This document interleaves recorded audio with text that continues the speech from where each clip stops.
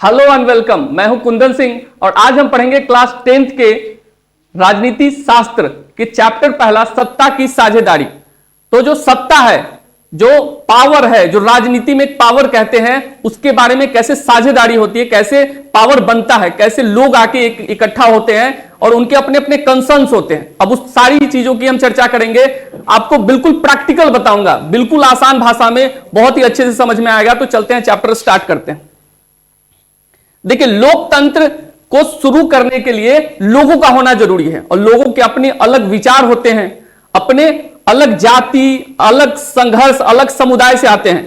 तो अभी हम जब लोकतंत्र की बातें करेंगे तो लोकतंत्र की पहली बातों में रहता है कि बहुत सारे जाति को लोग होते हैं, बहुत सारे धर्म के लोग होते हैं। तो पहला कंसर्न क्या होता है कि जाति के लोग होते हैं, दूसरा होता है कि धर्म के होते हैं, तीसरा होता है कि अलग अलग भाषाओं के लोग होते हैं। और बहुत सारे कंसर्न्स को लेके कैसे लोकतंत्र बनाया जाए, क्योंकि इनके आपस के संघर्ष खत्म नहीं होते। कोई कहता है कि ये हमारी जाति वाला है तो हमारे जो है जाति का नेता होना चाहिए या लोकतंत्र होना चाहिए, सरकार होनी चाहिए। कोई कहता है कि मेरे धर्म का होना चाहिए, कोई कहता है कि हमारी भाषाओं का होना चाहिए। अभी चैप्टर में वही तो कह रहा है कि बेल्जियम की घटना है और दूसरा श्रीलंका की घटना है। कह रहा है कि एक जगह बेल्जियम में अलग अलग बोलने वाले लोग हैं, अलग अलग भाषा बोलते हैं। कोई फ्रेंच बोलता है और कोई बेल्जियम में अलग भाषाओं में जर्मनी वाला बोलता है। तो कह रहा है कि इनके बीच में संघर्ष है।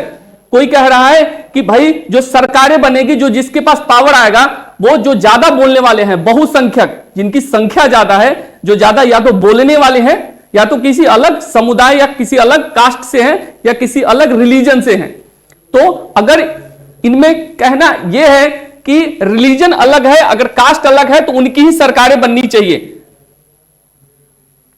अब हम लोग आगे देखेंगे कि देखिए, यह बात कह रहा है कि अल्पसंख्यक है फ्रेंच लोग, है ना, तो ताकतवर लोग फ्रेंच के ऊपर हावी हो रहा है और कह रहा है कि भाई जो सरकारें हैं वो हमारी बननी चाहिए। तो लोकतंत्र के बीच में कितने संघर्ष पैदा हो रहा है, जाति को लेकर और यहां भाषा को लेकर संघर्ष पैदा हो रहा है। बेल्जियम में अल्पसंख्यक फ्रेंच लोग जो है वो तुलनात्मक रूप से ताकतवर रहे हैं, है ना। अल्पसंख्यक फ्रेंच लोग तुलनात्मक रूप से ज्यादा समृद्ध और ताकतवर रहे हैं। लेकिन कंसर्न है कि भाई आप जिस क्षेत्र में रहते हो वहां और भी दूसरे जाति के, दूसरे संघर्ष वाले लोग रहते हैं, तो कैसे सरकार बनाया जाए। तो लोकतंत्र की यही विधा है कि सबको एक साथ लेके चलना है।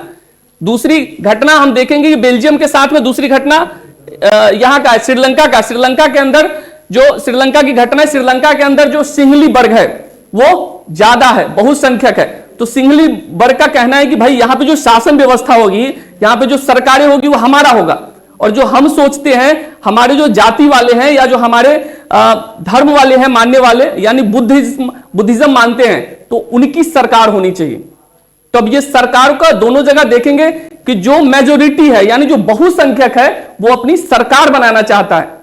अब सोचो कि जब बहुसंख्यक का सरकार बन जाएगा तो क्या बहुसंख्यक अपना मनमाना नहीं करेंगे? जब बहुसंख्यक अपना मनमाना करेंगे तो असल लोकतंत्र नहीं आ पाएगा। तो लोकतंत्र के कंसर्न है, लोकतंत्र के क्या है, कुछ बुरी चीजें हैं जिसके बारे में चर्चा की गई है। हम लोग आगे देखेंगे कि किस प्रकार से मैं वो जो बताया कि कुछ जर्मनी बोलने वाले हैं और कुछ डच बोलने वाले, जो बेल्जियम की घटना थी, तो वहां भी वही है, बहुसंख्यक और अल्पसंख्यक की घटना। तो बहुसंख्यक जो है हमेशा पावर में आना चाहता है और जब पावर में आ जाए तो अपना मनमाना करेगा, और जब मनमाना करेगा तो जो सब लोग हैं उस देश के, उस क्षेत्र के, उनका विकास नहीं हो पाएगा, क्योंकि वो मनमाना करेंगे, उस हिसाब से कानून व्यवस्था नहीं बन पाएगा। श्रीलंका में बहुसंख्यक की बात हमने बता दी कि किस प्रकार से सिंहली चाहता है कि हम सरकार बनाए, और वहां जो तमिल लोग रहते हैं तमिलनाडु के, वो उनके बारे में नहीं सोचा जाता या उनके जो प्रॉब्लम से उनको एड्रेस नहीं किया जाता। देखिए, सिंहली लोग ज्यादा हैं, आप देख सकते हैं, और वहीं पे तमिल लोग जो हैं वो भी हैं। तो इनकी सरकारें बन जाती हैं, इनका मनमाना हो जाता है। लेकिन ये जो अल्पसंख्यक हैं, जो कम लोग हैं, उनका जो है नहीं चल पाता है। तो बात ये सारी वही चल रही। बेल्जियम में अब बात है कि समझदारी क्या है।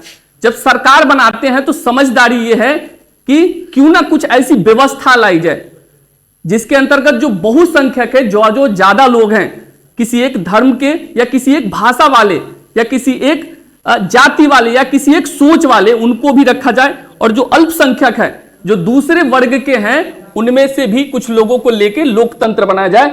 जब कोई कानून व्यवस्था बने तो उसमें उनका भी बराबर योगदान हो, यानी जो अल्पसंख्यक है, जो कम लोग हैं, उनके भी विचारों का ध्यान रखा जाए, उनकी समस्याओं का ध्यान रखा जाए। तो इस प्रकार से जो है ये लोकतंत्र आगे बढ़ेगा और संवैधानिक व्यवस्था होगी, क्योंकि दुनिया के अंदर देखा गया है कि सबसे अच्छी जो व्यवस्था है वो संवैधानिक व्यवस्था है, संविधान बना के लोगों के कंसर्न्स, लोगों के प्रॉब्लम को एड्रेस करने का।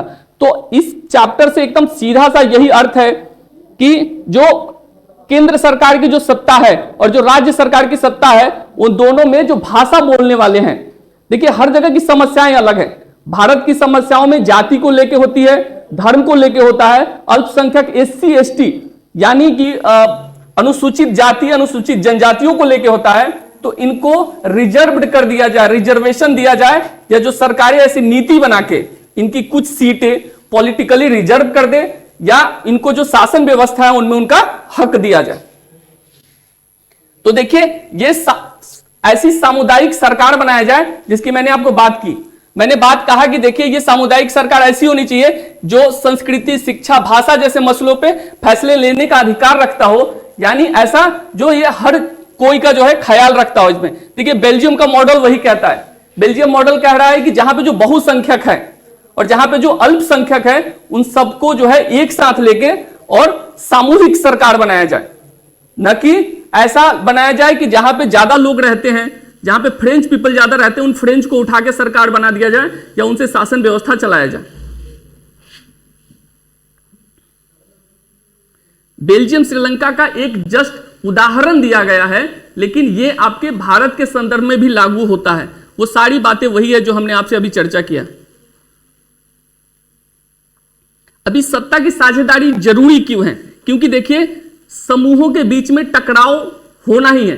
टकराव कैसे होगा? ये टकराव विचारों को लेगा, सामाजिक टकराव होंगे, और सामाजिक टकराव से हिंसा होगा। हिंसा होगा कि नहीं? जब दो लोग, दो विचारों के लोग मिलेंगे, दो जातियों के, दो भाषाओं के लोग मिलेंगे, तो उनके अपने कंसर्न रहेंगे। वो एक कहेगा कि मैं सुपर हूं इस क्षेत्र का, या मेरी जो है समस्याएं अलग है, या हमारी बातें सुनी जाए। तो इसके कारण से उनके सामाजिक टकराव होंगे और जो है हिंसा बढ़ेगा, राजनीतिक अस्थिरता लाएगी। तो किसी भी देश, किसी भी क्षेत्र में स्थिरता होनी चाहिए ना, यानी वहां का सरकार स्टेबल होना चाहिए, सब कुछ शांति व्यवस्था से चलना चाहिए, तभी तो जाके डेवलपमेंट होगा, यानी क्या कहते हैं कि सरकारें आगे बढ़ेगी या लोगों का उद्धार होगा। तो ये जरूरी है कि साझेदारी होनी चाहिए। सत्ता में साझेदारी हर वर्ग के, भाषाओं के बोलने वाले लोगों का होनी चाहिए, हर धर्म के लोगों का होना चाहिए, या हर विचार के लोगों का होना चाहिए। तो सत्ता की साझेदारी यानी कि जो शासन व्यवस्था है उनके अंदर हर लोगों की अपनी साझेदारी होनी चाहिए। अब ये देखिए वैसे ही छोटे छोटे उदाहरण देके इन चीजों को समझाया गया है। अब देखिए सत्ता की साझेदारी में पहली जो बात कह रहा है कि शासन के विभिन्न अंग जैसे विधायिका, कार्यपालिका और न्यायपालिका के बीच सत्ता का बंटवारा रहता है और सत्ता के क्षैतिज वितरण। तो देखिए मैं आपको बताता हूं कि देखिए हमारे यहां जो हमारे देश की जो व्यवस्था है उसमें बताता हूं मैं आपको कि जो सरकारें होती है, जो सरकार होती है, सरकार उसके होते हैं, दूसरा होता है जुडिशियरी, जिनको हम न्याय व्यवस्था कहते हैं ना, न्यायपालिका, और तीसरा होता है व्यवस्थापिका। यानी देखिए कि अभी तो हम समस्याओं की बात कर रहे थे, अब हम समस्याओं से उबरने की बात कर रहे हैं। यानी जो सरकार है वो जो है एग्जीक्यूटिव डिपार्टमेंट कहते हैं इसको, जो सरकारें चलाती है ना। ये दूसरा जो जज साहब होते हैं जो न्याय व्यवस्था चलाते हैं, और तीसरा ये जो कानून व्यवस्था चलाते हैं, यानी जो संसद में बैठे लोग हैं। तो इनके बीच शक्तियों का बराबर बंटवारा होना चाहिए। अगर बराबर बंटवारा होगा तो ये चीजें नहीं होंगी। दूसरा जो बात कह रहा है इसमें आप देखेंगे कि जो सेंटर है, जो स्टेट, जो आप देखते हैं कि केंद्र सरकार में एक सरकारें होती हैं और राज्य सरकार में जो सरकारें होती हैं, उनके बीच में शक्तियों का सही बंटवारा होना चाहिए। तो ये देखिए पहला सॉल्यूशन तो ये है कि भैया सही तरीके से उनके शक्तियों का बंटवारा होना चाहिए। दूसरा, सरकार के विभिन्न स्तरों पर सत्ता का बंटवारा हो सकता है, जो पूरे देश के लिए, सामान्य सरकारों के लिए, प्रांत क्षेत्रीयों के लिए। तो आपने देखा है कि जैसे केंद्र सरकार है ना, तो केंद्र सरकार के नीचे राज्य सरकार होता है, और राज्य सरकारों के नीचे कौन सा सरकार होता है? पंचायत वाली होता है ना, पंचायत के नीचे के जो सरकारें होती हैं। तो ये 3 देखिए, संघ और जिसको हम केंद्र के नाम से जानते हैं जो सेंटर में होता है, दूसरा राज्य सरकारें है ना जो स्टेट में होता है। तो हमने 2 देख लिया। सत्ता का बंटवारा विभिन्न सामाजिक समूहों, भाषाई, धार्मिक समूहों में। तो आपने देखा होगा कि भारत के अंदर भी कुछ चीजें ना सीटें रिजर्व है कि SC ST का है ना, आप लोगों ने देखा होगा। तो उस प्रकार से जो है इस समस्या का समाधान किया जा सकता है। चौथा है सत्ता का बंटवारे के रूप में दबाव समूह आंदोलन। जैसे आपने देखा है कि जैसे नर्मदा बचाओ आंदोलन हुआ था, तो उस प्रकार से प्रेशर ग्रुप होना चाहिए, NGO, जो सरकार अगर भटक जाए, लोगों के काम ना करे, कुछ मनमाना करने लग जाए, तो जैसे किसान ग्रुप है, किसान कानून आया था और किसान कानून को लेके जो है किसान आंदोलन किया गया। तो ऐसे आंदोलनकारियों का भी होना जरूरी है जो नियंत्रण कर सके, किस पर? सरकार के ऊपर।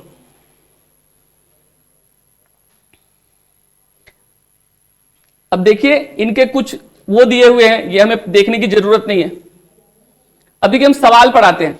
आधुनिक लोकतांत्रिक व्यवस्था में सत्ता की साझेदारी के अलग अलग तरीके क्या हैं, और इनमें प्रत्येक के एक उदाहरण दे। जैसे मैंने आपको बताया है, अभी जस्ट बताया है कि किस प्रकार से 3-4 उदाहरण देके बताया है कि कैसे केंद्र में जो है शक्तियों का बंटवारा होना चाहिए, है ना। जैसे एग्जीक्यूटिव, जुडिशियरी और लेजिस्लेचर, यानी 3 जो है अपने अपने कार्य करे, एक दूसरे के इंटरफेयर न करे कार्य में।